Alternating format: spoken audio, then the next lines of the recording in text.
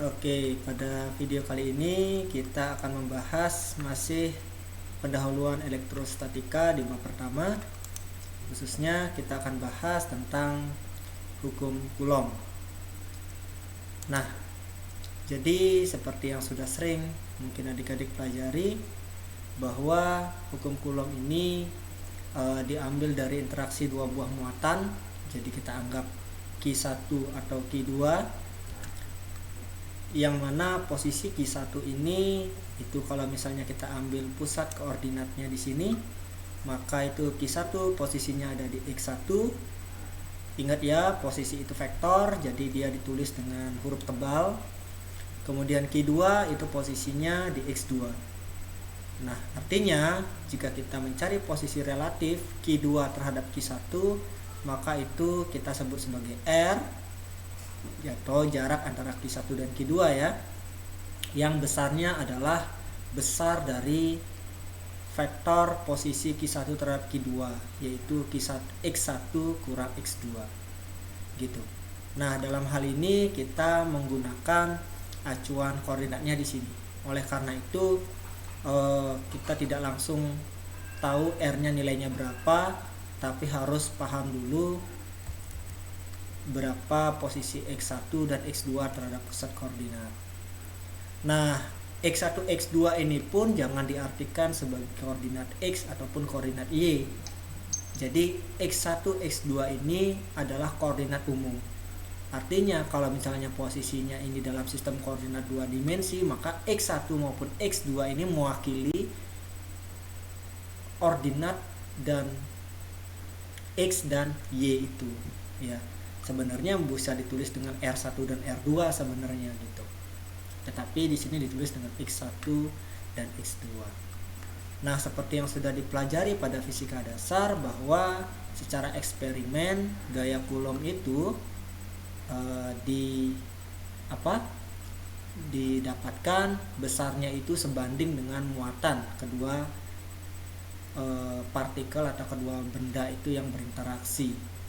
Kemudian berbanding terbalik. Nah, ini yang perlu diperhatikan. Gaya Coulomb itu atau gaya elektrostatik itu berbanding terbalik dengan kuadrat dari jarak antara dua muatan.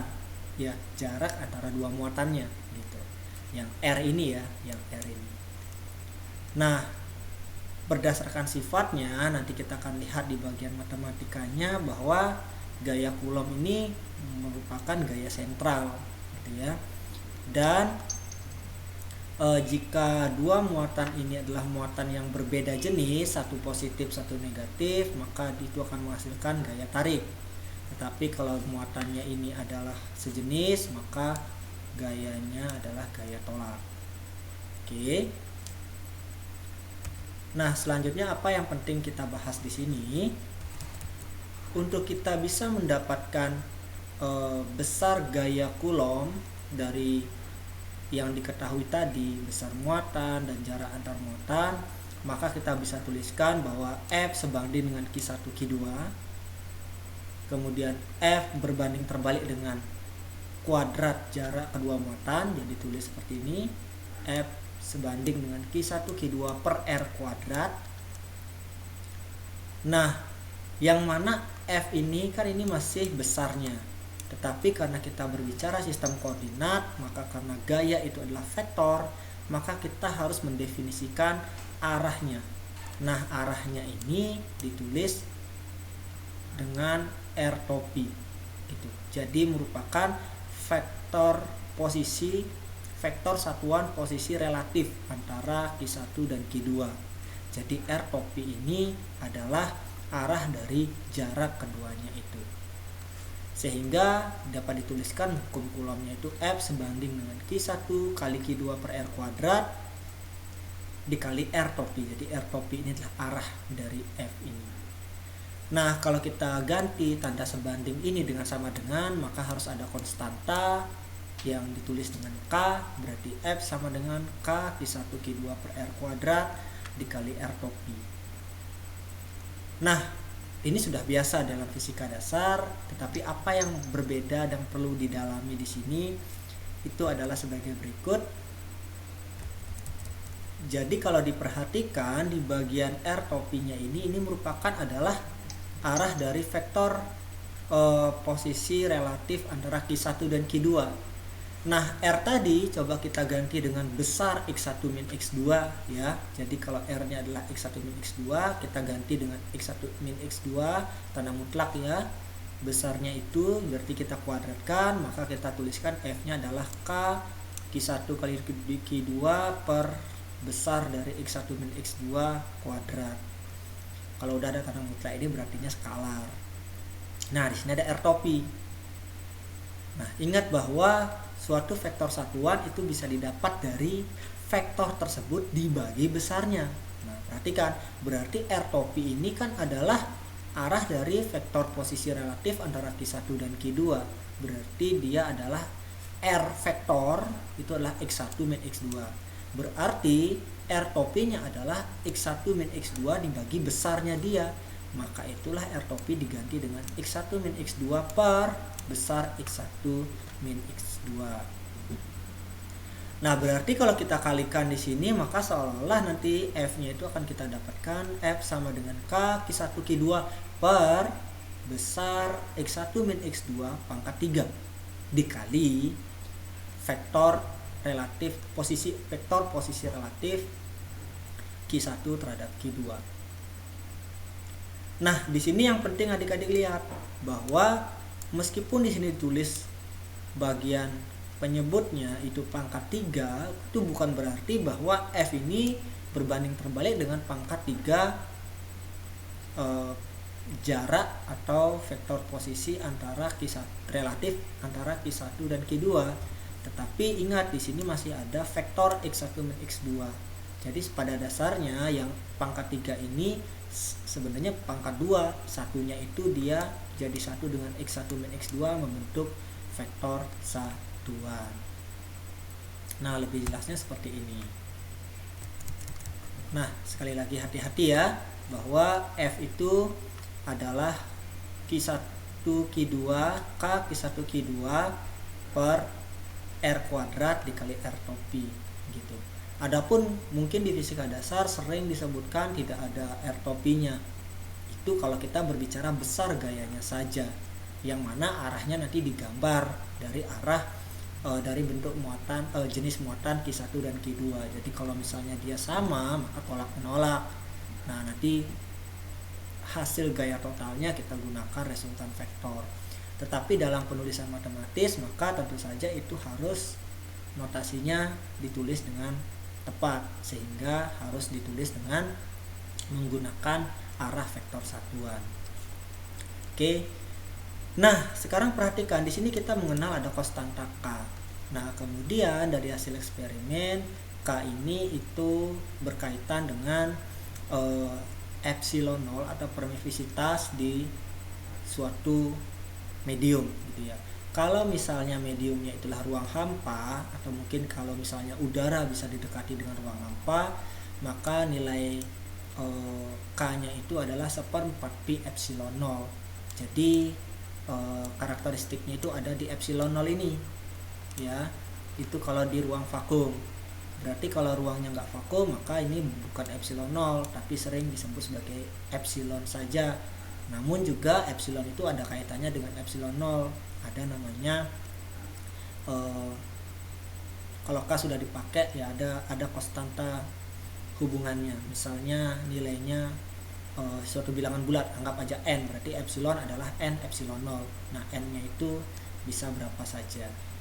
Nah, kalau misalnya K ini diganti ya persamaan hukum Coulomb tadi dengan 1/4 pi epsilon 0, maka bentuk persamaan hukum Coulomb dalam kaitannya dengan gaya elektrostatik ini untuk dua muatan itu didapatkan F sama dengan 1/4 pi epsilon 0 di ruang vakum ya, dikali Q1 Q2 dikali X1 min X2 vektor ya, vektor posisi relatif, dibagi besar X1 min X2 pangkat 3.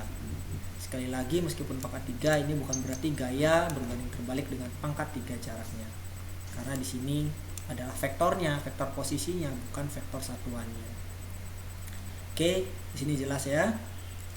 Nah, selanjutnya ada hal menarik yang akan kita bahas. Nah, di dalam kita belajar matematika, kalau kita berbicara vektor, sebenarnya kita mengenal juga ada medan vektor, gitu ya. Ada medan vektor. Jadi sering pula dalam fisika dasar diartikan medan vektor adalah wilayah medan listrik misalnya ya, sebagai salah satu medan vektor. Medan listrik adalah wilayah di sekitar muatan yang masih dipengaruhi oleh gaya. Tetapi saya akan membawa ke definisi yang lebih luas, bahwasannya selain vektor kita mengenal ada medan vektor. Nah, medan vektor itu sebenarnya secara definisi adalah cara penyematan suatu vektor di suatu titik tertentu. Jadi medan vektor di sini itu adalah cara penyematan. Kalau titiknya diketahui, maka kita akan tahu vektornya di sana. Nah, secara umum kalau misalnya kita kaitkan dengan hukum Coulomb tadi, kalau misalnya Q1-nya kita bawa keluar kurung gitu ya, maka kita dapatkan F-nya adalah Q1 dikali dengan 1/4 pi epsilon 0 Q2 X1 min X2 per X1 besar X1 min X2 pangkat 3. Nah, perhatikan di sini bahwa kita menggunakan Q1 sebagai muatan uji dan Q2 sebagai muatan sumber gitu ya. Nah, artinya muatan sumber Q2 ini akan menghasilkan suatu besaran tertentu yang jika dikalikan dengan suatu muatan di titik tertentu, tentu yaitu Q1 yang tentu saja dia memiliki posisi X1, maka itu menghasilkan gaya, yaitu suatu vektor. Nah, dari sini dapat kita pahami bahwa sesuatu yang dikalikan oleh Q1 pada posisi X1 tersebut yang akhirnya menghasilkan vektor itu berperilaku sebagai medan vektor. Nah, medan vektor inilah yang kemudian didefinisikan sebagai medan listrik. Nah, sering disimbolkan dengan E gitu ya. Jadi E itu adalah medan listrik yang merupakan salah satu bentuk dari medan vektor kalau kita kaji secara matematis. Artinya bahwa jelas sesuai dengan definisi matematika, suatu vektor adalah perkalian dari suatu titik terhadap suatu medan vektornya pada titik itu. Nah, dari sini kita dapatkan F-nya Q1 kali medan vektor tadi yaitu E. Maka kita bisa definisikan bahwa gaya Coulomb itu adalah Q1 kali E, dengan E adalah suatu medan vektor yang diakibatkan oleh suatu muatan sumber, dalam hal ini Q2, kemudian Q1-nya adalah muatan uji. Nah, secara umum akhirnya kita definisikan bahwa jika ada suatu muatan Q dan kemudian muatan Q itu dapat menghasilkan suatu medan vektor di sekelilingnya, yaitu medan listrik yang besarnya adalah E sama dengan 1/4 pi epsilon 0 Q X min X1 per X min X1 pangkat 3. Nah, angka 2-nya kenapa hilang? Ya karena Q-nya kita ambil Q secara umum gitu ya. Jadi Q-nya umum. Nah, dalam hal ini X1-nya masih karena kita mengkaji pada suatu titik X1 gitu. Nah, jadi sekali lagi saya sampaikan, medan listrik itu adalah medan vektor. Nah, dalam hal ini medan vektor ini itu mendefinisikan di setiap titik yang mana di setiap titik manapun dalam sistem koordinat itu akan memiliki medan vektor. Kemudian kalau di sana disematkan suatu objek muatan lain, maka akan menghasilkan gaya, yang mana gaya ini disebut sebagai gaya Coulomb. Nah, tentu saja gayanya gaya baik besar maupun arahnya itu bergantung pada muatan yang ada di sekitarnya. Kalau muatan, karena ini berkaitan dengan kalau misalnya medan vektornya itu di sumbernya adalah muatan positif, maka kalau kita taruh muatan positif juga, maka itu akan arahnya menjauhi dari sumber arah gayanya. Karena nanti secara dalam fisika dasar disebut tolak menolak gitu kan. Tapi kalau misalnya muatannya yang diisi itu adalah muatan negatif, maka arah gayanya adalah ke arah sumber medan listriknya itu, atau sering disebut sebagai tarik menarik. Oke. Oke, kemudian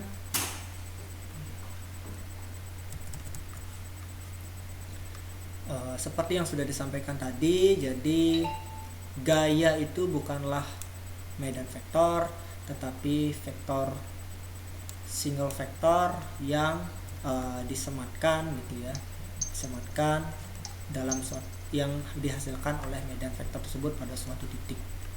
Nah, di sini kemudian berarti gaya pada Q1 itu disama dengan Q1 kali E.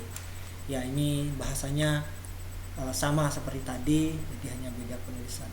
Nah, yang jelas harus dipahami bahwa bedakan di sini mana yang merupakan muatan sumber dan mana yang muatan uji. Ingat bahwa medan vektor itu tidak berpengaruh terhadap muatan sumbernya. Artinya misalnya Q2 tadi menghasilkan medan vektor E, maka E itu tidak berpengaruh pada Q2 sehingga akan menghasilkan gaya gitu. Jadi tidak berpengaruh di titik asalnya. Ya, memang unik memang kalau kita berbicara titik asal, seperti yang sudah kita bahas terkait dengan materi delta Dirac di video sebelumnya. Nah, sejauh ini kita sudah membahas suatu gaya Coulomb interaksi antara dua muatan titik gitu ya. Jadi suatu gaya Coulomb yang dihasilkan oleh suatu medan vektor terhadap suatu muatan titik tertentu. Nah, sekarang kita akan coba mengkaji, mendiskusikan bagaimana jika muatan ujinya atau Q1-nya itu yang ditempatkan dalam suatu medan vektor, anggap medan vektornya sudah ada, entah sumbernya apa, yang jelas sudah ada medan vektor, kemudian kita akan sematkan di sana suatu muatan uji Q. Namun di sini bukan muatan uji titik, tetapi dia adalah muatan yang terdistribusi gitu. Nah, berarti kalau misalnya kita coba lakukan sedikit kajian matematis gitu ya, bahwa tentu saja F itu adalah integral dari df. Jelas sekali ya, karena D turunan diintegral lagi, maka kembalinya ke F itu sendiri. Nah, sekarang kemudian F-nya ini kita pecah dari definisi tadi bahwa F itu adalah E dikali Q. Berarti DF, jadi karena Q-nya yang merupakan suatu hasil distribusi, maka di sini dituliskan integral E dQ, bukan Q dE ya. Jadi medannya itu udah fix. Muatan ujinya ini yang sekarang terdistribusi, bukan single point gitu ya. Nah, berarti ini dituliskan integral E dQ. Nah, sekarang kemudian kalau misalnya dQ ini kita bagi dengan d pangkat 3x atau dV ya, dV atau volume dikali d pangkat 3x. Nah, ini kan saling meniadakan sebenarnya ini, jadi tidak mengubah makna. Tetapi ini akan menjadi bentuk yang lebih menarik, bahwa ketika d pangkat 3x nya ini kita jadikan satu dengan dq, ini sama aja dengan dq dv. dv maksudnya d volume ya. Nah, itu berarti kita akan menghasilkan suatu besaran baru, jadi muatan persatuan volume. Apa itu? Yaitu rapat muatan yang disimbolkan dengan rho, sehingga gayanya itu dituliskan menjadi F sama dengan integral rho E d3x.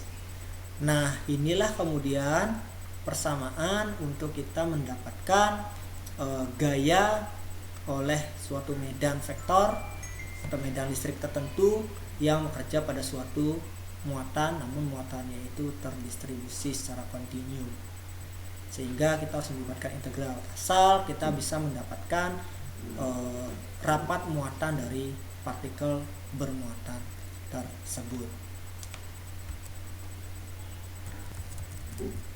Nah, kalau tadi kita memperhatikan gaya Coulombnya, jika muatan ujinya itu adalah muatan uji yang kontinu, ada rapat muatan di sana, maka bagaimana kalau medannya itu sumbernya lebih dari satu? Nah, Secara eksperimen dari hasil pengamatan itu terlihat bahwa medan listrik itu bersifat linier. Artinya bahwa total medan listrik itu dapat dijumlahkan dari berbagai sumber yang ada. Namun hati-hati, penjumlahannya ini bukan penjumlahan biasa, tetapi merupakan penjumlahan vektor. Nah, oleh karena itu, kalau tadi kita mengenal bahwa rumus E itu adalah 1/4 pi epsilon 0 Q X min X I X1 per X min X1 pangkat 3 besar gitu ya. Maka kalau ada lebih dari satu muatan sumber, maka Q-nya itu ya dijumlah saja. Dengan catatan bahwa ini berarti dituliskan dengan sigma dari I entah sampai N gitu ya, berarti QI X min XI per X min XI pangkat 3 besarnya. Maka berarti medan total dari suatu sistem muatan, sistem partikel bermuatan itu kita bisa tuliskan seperti ini. Nah, itu kalau misalnya muatan-muatan sumbernya itu adalah berupa muatan-muatan yang diskrit gitu ya. Jadi titik-titik yang jaraknya tertentu. Tetapi kalau ternyata jaraknya itu sangat berdekatan dan akhirnya membentuk sebuah gumpalan, bisa dibilang begitu, yang mana itu akhirnya terdistribusi secara kontinu, maka kita bisa mendapatkan rapat muatan di sana. Maka ini bisa kita modifikasi notasi sigma ini dengan menjadi integral. Jadi yang Q-nya menjadi D, kemudian sigmanya menjadi integral, sehingga E-nya menjadi apa? 1/4 pi epsilon 0 integral X min X aksen adalah letak muatannya, letak titiknya maksud saya, X min X aksen pangkat 3 dq. Nah, kembali lagi kalau tadi kita tuliskan kalikan dengan D3X aksen per D3X aksen, maka apa yang terjadi? Kita mendapatkan dq D3X aksen, yang mana ini adalah rho, yaitu rapat muatan, sehingga medan listriknya menjadi E 1/4 pi epsilon 0 integral X min X aksen per X min X aksen pangkat 3 besar ya, rho X aksen di X aksen. Nah, ini harusnya pangkat 3 gitu ya. Maaf, ini kurang pangkat 3-nya. Ini harusnya ada pangkat 3 di sini ya. Nah, jadi ini adalah rumus medan listrik oleh muatan yang terdistribusi secara kontinu. Nah, sebenarnya kalau kita bicara hukum Coulomb, maka tidak hanya rumus gaya tadi itu aja. Sebenarnya ketika kita menuliskan medan, maka itu juga merupakan hasil dari penjabaran hukum Coulomb. Sehingga sering pula persamaan medan listrik itu juga adalah disebut sebagai hukum Coulomb. Jadi tidak usah bingung. Nah, kemudian mengenai apakah X aksen ditulis X1, ditulis XI, itu juga tidak perlu bingung, karena itulah pengindeksan saja menyatakan mana muatan sumber dan muatan uji. Muatan uji yang ada X aksennya, yang muatan sumbernya yang tidak. Oke. Nah, dari konsep tadi, maka kita juga akan melakukan modifikasi. Kalau tadi kita fokus ke rho gitu ya, maka sebenarnya seperti yang sudah kita jelaskan pada video yang pertama terkait dengan elektromagnetika, maka sebenarnya kalau kita berbicara sumber muatan, itu sumber muatannya bisa muatan yang titik, bisa 1 dimensi, bisa 2 dimensi berupa lembaran, kalau 1 dimensi panjangan, dan bisa 3 dimensi. Maka kalau kita modifikasi, kalau kita mempunyai sebuah muatan lembaran, itu sumber muatan 2 dimensi, maka rho-nya itu diganti dengan sigma, yaitu rapat muatan persatuan luas ya. Oke, sehingga E-nya menjadi di sini diganti saja dengan sigma, tetapi ini bukan D3X lagi, tetapi D2X. Bagaimana kalau sumber muatannya itulah garis, misalnya sebuah batang gitu kan? Maka rho-nya tadi itu berubah jadi lambda, yang mana lambda ini adalah muatan persatuan panjang, sehingga ditulis seperti ini. Nah, bagaimana kalau muatan titiknya? Nah, kalau muatan titik kan muatannya sudah jelas Q, maka tidak perlu lagi ada integral rapat muatan dikali dengan elemen volume panjang atau luas, tapi langsung saja Q karena sudah titik, muatannya Q. Nah, kembali lagi ke rumus yang di awal. Oke. Nah, jadi ini sebenarnya sederhana, tetapi karena kita notasinya lebih ketat terhadap koordinat, sistem koordinat, makanya harus menggunakan notasi seperti ini. Kenapa harus seperti ini? Karena ke depan kita akan lebih banyak berbicara sistem koordinat, bagaimana keadaan kelistrik magnetan di dalam suatu sistem koordinat. Maka notasinya ini harus benar-benar ketat dulu. Tidak bisa sekedar E sama dengan 1/4 pi epsilon 0 Q per R kuadrat. Nah, itu hanya mencari besar, tetapi dalam suatu sembarang sistem koordinat maka kita harus tuliskan dalam bentuk E-nya, dalam bentuk vektornya maksud saya. Oke. Nah, baik demikian adik-adik video kali ini. Terima kasih atas perhatiannya. Selamat belajar. Sampai ketemu lagi pada video-video selanjutnya.